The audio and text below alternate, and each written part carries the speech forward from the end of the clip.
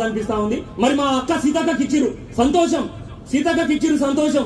మరి ఇంత పెద్ద జనాభా ఉన్నటువంటి లంబాడీలకు ఒక మంత్రి పదవి ఇన్ని రోజులు వచ్చి ఇప్పుడు రాలేదు కాబట్టి ఈ సేవలాల్ మహారాజ్ జయంతి వేదికగా మా జాతి కోసం నిత్యము హైదరాబాద్ అంటే హైదరాబాద్, వరంగల్ అంటే వరంగల్, నల్గొండ అంటే నల్గొండ, ఢిల్లీ అంటే ఢిల్లీ నియోజకవర్గాన్ని వదిలి కూడా రాష్ట్ర స్థాయిలో జాతి కోసం మాతో పాటు నడుస్తున్నటువంటి గౌరవ రామచంద్ర నాయక్ లాంటి వారిని కూడా గుర్తించి విప్పుతోనే సరిపెట్టకుండా మంత్రి పదవిని కూడా ఇవ్వాల్సిందిగా రాష్ట్రంలో ఉన్నటువంటి 70 లక్షల లంబాడీల తరఫున మేము డిమాండ్ చేస్తా ఉన్నాం. మరి ఈ రోజు ఈ జాతి యొక్క గొప్పతనం చూడండి. అటు దేవుడితో ఆడుకున్నాము, ఇటు రజాకారులను వదిలించినాము. తెలంగాణ సాయుధ రైతాంగ పోరాటంలో అసలు బాసినటువంటి జాతి, కత్తెం బల్లెం పట్టుకొని పోరాడినటువంటి జాతి.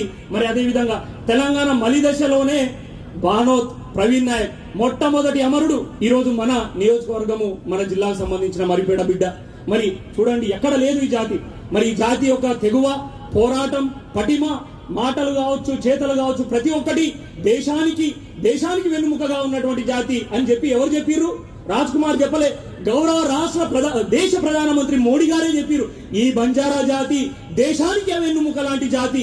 ఈ రోజు మనం అందరం సుఖ సంతోషాలతో ఉన్నామంటే ఆ బ్రిటిషర్లను ఎదిరించి పోరాడినటువంటి జాతి కేవలం బంజారా జాతి అని చెప్పేసి గౌరవ ప్రధానమంత్రి వర్యులే చెప్పినటువంటి వీడియోలు ఎన్నో మనం చూస్తా ఉన్నాం. మరి తెలంగాణ రాష్ట్రంలో బంజారా హిల్స్ లో ఒక మంచి సూచిక గోల్కొండ ఖిలా తెలుసు కదా. సేవలాల్ మహారాజ్ వారసులకే ఆ నైజాములు ఇచ్చినటువంటి పరిస్థితులు.